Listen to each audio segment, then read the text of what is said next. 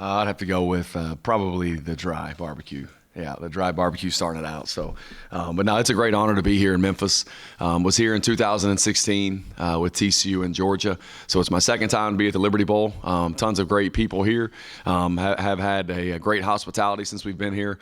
We've had great weather, and I know our players have really enjoyed everything that the city of Memphis has done for our players, the hospitality that we've had at Christian Brothers High School, top of the notch practice facility. And so just excited to be here to play a great opponent like Mississippi State and Coach Leach. So our guys have had 2 good days of practice here. They've had a lot of energy, a lot of emotion, and so we're looking forward to the game tomorrow night.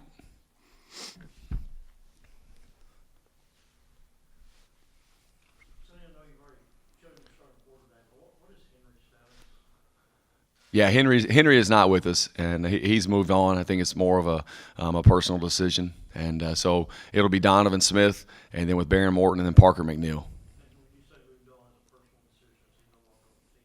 Correct. I do not believe so.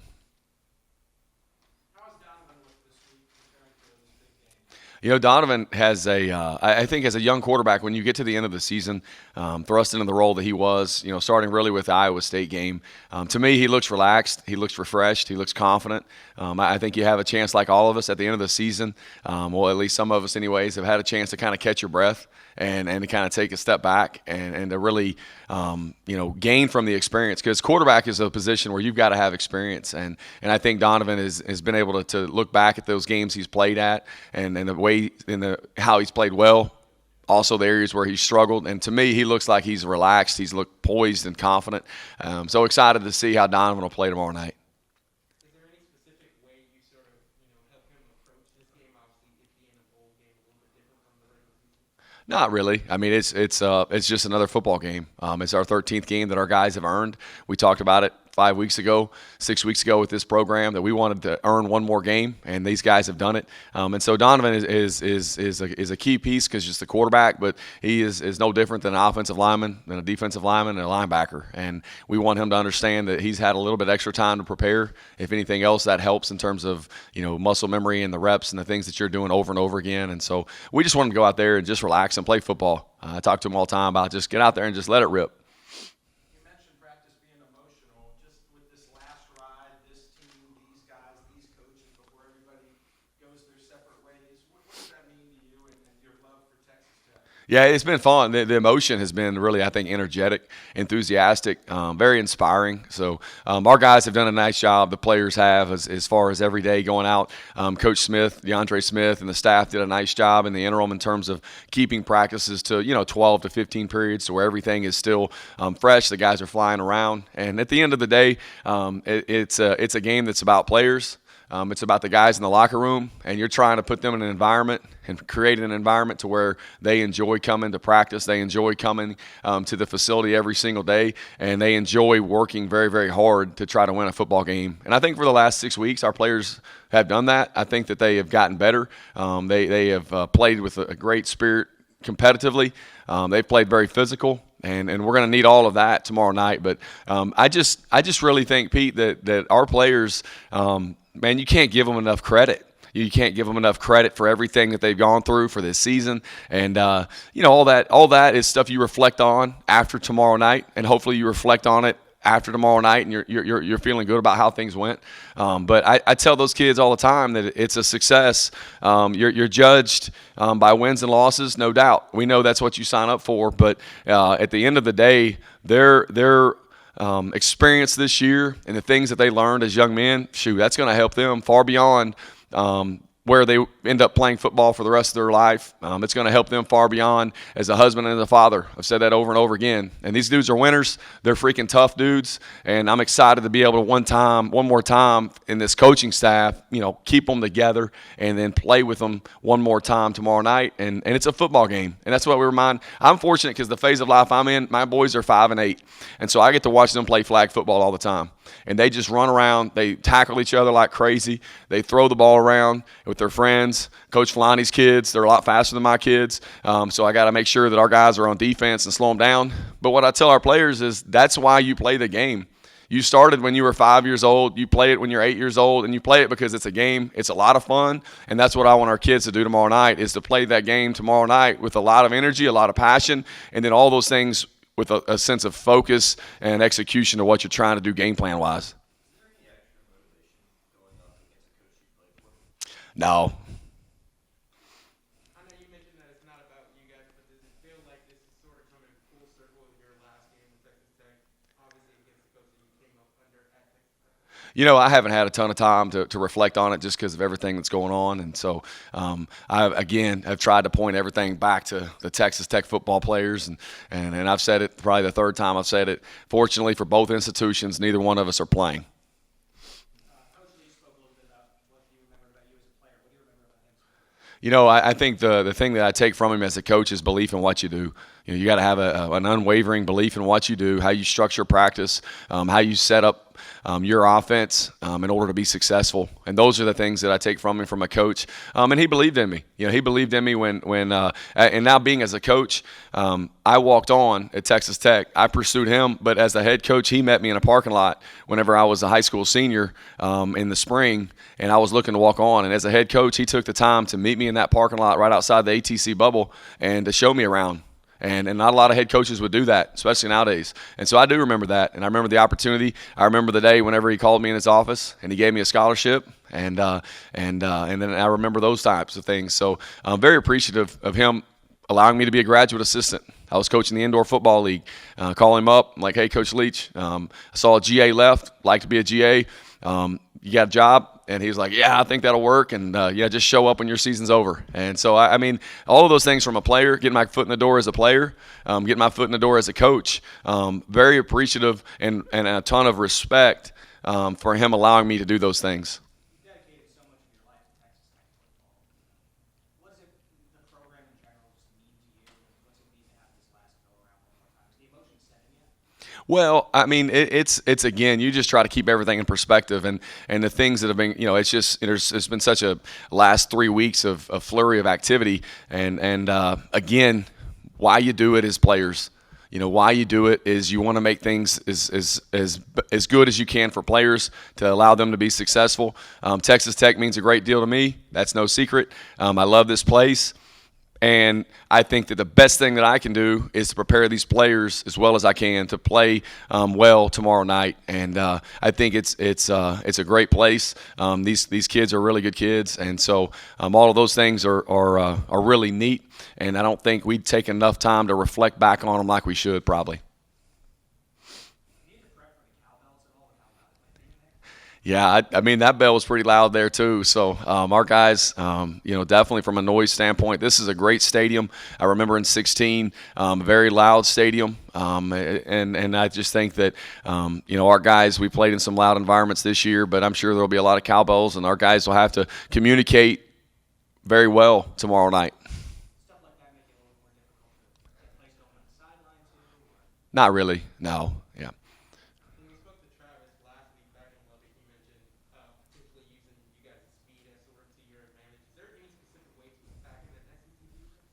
Well, they're pretty fast too. They're big up front on defense. They've done a great job defensively, and so from a structure standpoint, they're similar to our guys.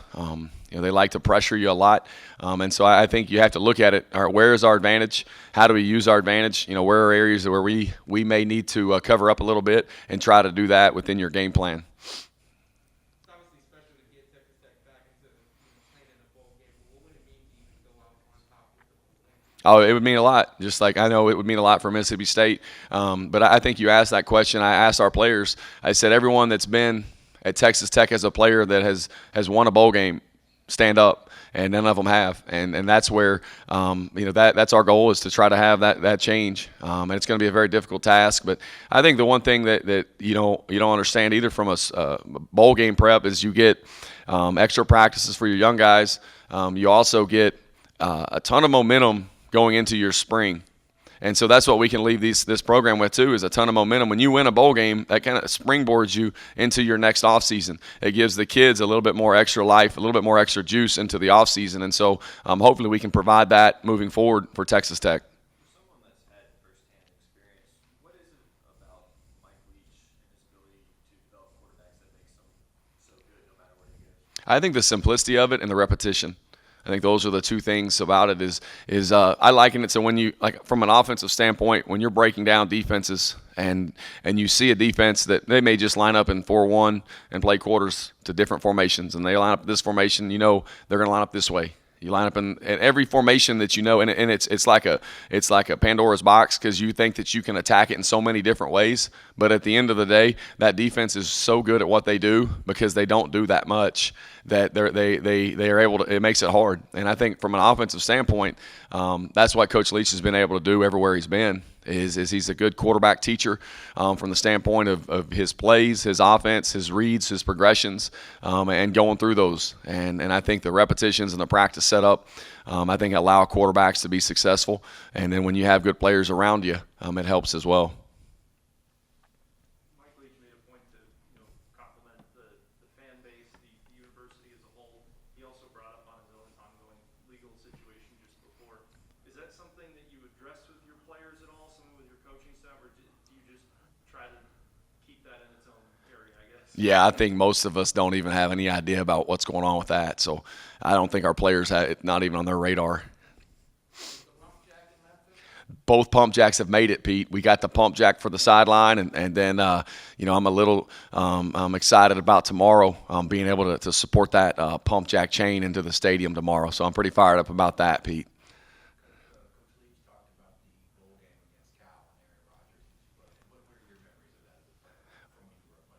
Well, I remember like my boys, again, they're 5 and 8, so they're picking up on football pretty good, and people always tell them, and they bring it up, like, Aaron Rodgers is still, he's playing, he's lighting it up, he's one of the best quarterbacks ever to play the game. So they're watching Green Bay, and they're like, Dad, they're looking like, you mean you played in the game and you beat that guy? Like, why aren't you playing there? Like, well, it doesn't quite work that way. It was a great team win. I remember that defensively, we got some stops early, turnovers, and it was just an accumulation of a group of guys. That's why I remind our players all the time at Texas Tech is our first game of the year. We beat a team that we should have beat probably by more. Our second game, we lost to New Mexico, the first time in 14 years in the program's history. The next week, we're losing to TCU 21-0 midway through the second quarter, and they're chanting for the backup quarterback to go in the game. And then we finished the season by winning the Holiday Bowl, and like we did, over the number 4 team. And so it's always not where you start, it's how you finish. And our guys, I try to reiterate that. And so it was a great team win that night. It was a signature win probably for us in some ways, and I think it really springboarded that 2005 team to the Cotton Bowl season. Oh no, they believe me. Yeah. They believe that we won. They just don't. It's like they still think because you play a certain team and you beat them, and then the next week if you lose to a team that has already beat that team, the checks and balances don't always equal up for them right now. Kind of going back to the pump jack, and Joey McGuire's tweeted on it a bunch.